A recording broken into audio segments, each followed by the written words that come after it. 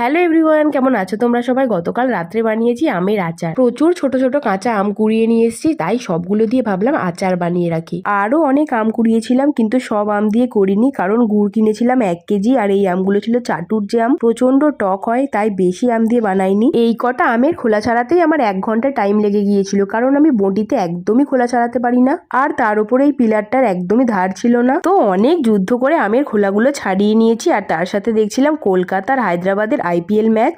আমি তো আইপিএল এ কেকেআর এর সাপোর্টার, আর আগের দিন মুম্বাইয়ের কাছে একদম বাজেভাবে হেরে যাওয়ার পর মনটা খারাপ হয়ে গিয়েছিল, তাই কালকে জেতাটা ছিল খুব জরুরি। আর আম ছাড়াতে ছাড়াতে আমি খেলাই দেখছিলাম। আইপিএল দেখতে দেখতে সব আমের খোলাও ছাড়িয়ে নিয়েছি, আর এদিকে কলকাতা হায়দ্রাবাদকে হারিয়ে দিয়েছে। আম ছাড়ানো তো হয়ে গেছে, কিন্তু উঠে যেতেই পারছি না আচার বানাতে, কারণ খেলাটার লাস্টটা দেখতেই হবে। তো কেকেআরও জিতে গেছে, এবার আমি মনের আনন্দে বানাবো আমের আচার। তাহলে চলো রান্নাঘরে যাওয়া যাক আর আচারটা বানিয়ে নিই। প্রথমেই আমের টুকরোগুলো খুব ভালোভাবে জল দিয়ে ধুয়ে রেখে দিলাম, আর এদিকে দেখো গুড় নিয়ে এসেছিলাম, আখের গুড় 1 কেজি। প্রথমেই বানিয়ে নেব আচারে দেওয়ার জন্য একটা ভাজা মশলা। তার জন্য কিছু জিনিস নিয়ে নিয়েছি, গোটা ধনে, শুকনো লঙ্কা, গোটা জিরে, কয়েকটা এলাচ, নুন আর কিছুটা কালো জিরে। এবার শুকনো খোলায় সবকিছু উপকরণ দিয়ে খুব ভালোভাবে একটু ভেজে নিয়ে পাশে রেখে দিয়েছি। এবার বানাবো আচারটা। তার জন্য প্রথমেই একটা ননস্টিক কড়া বসিয়ে দিয়েছি গ্যাসে, তার মধ্যে দিয়ে দিলাম কিছুটা সর্ষের তেল আর কিছুটা 5 ফোড়ন। এর সাথে দুটো শুকনো লঙ্কাও দিয়েছিলাম, কিন্তু সেটা পরে তখন খুঁজে পাচ্ছিলাম না। ফোড়নটা একটু ভালোভাবে ভেজে নিয়েছি, এবার দিয়ে দেবো কাঁচা আমের টুকরোগুলো।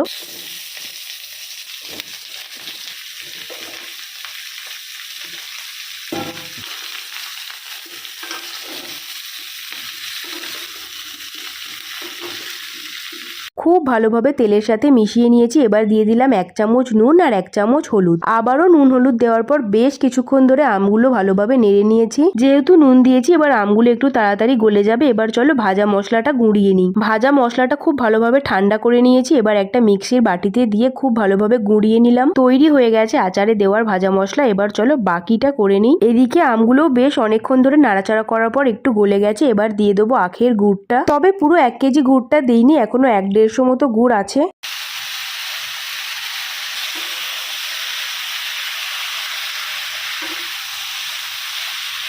গুড় দেওয়ার পর এবার বেশ অনেকক্ষণ ধরে ফুটিয়ে নিতে হবে। ফুটিয়ে ফুটিয়ে অনেকটাই গুড়টা শুকনো করে নেব, আর আস্তে আস্তে কালারটাও অনেকটা চেঞ্জ হয়ে যাচ্ছে। যে কোনো আচার খেতেই আমার দারুণ লাগে। আবারও আমের আচার বানাবো, কারণ এইটুকু আচার তো আমি কয়েকদিনে শেষ করে ফেলবো। এবার নামানোর ঠিক আগে দিয়ে দিলাম কিছুটা বিট নুন, আর প্রথমেই বানানো ভাজা মশলাটা, সেটাও বেশ খানিকটা দিয়ে দিয়েছি। এবার একবার ভালোভাবে মিশিয়ে নেব। এইবারে বানানো প্রথম আমের আচার আমার তৈরি। এবার বেশ কিছুদিন রোদের মধ্যে দিয়ে দিলেই তৈরি হয়ে যাবে একদম টেস্টি টেস্টি আমের আচার। ভিডিওটা কেমন লাগলো জানিও। তাহলে দেখা হচ্ছে আবার পরের ভিডিও। টাটা।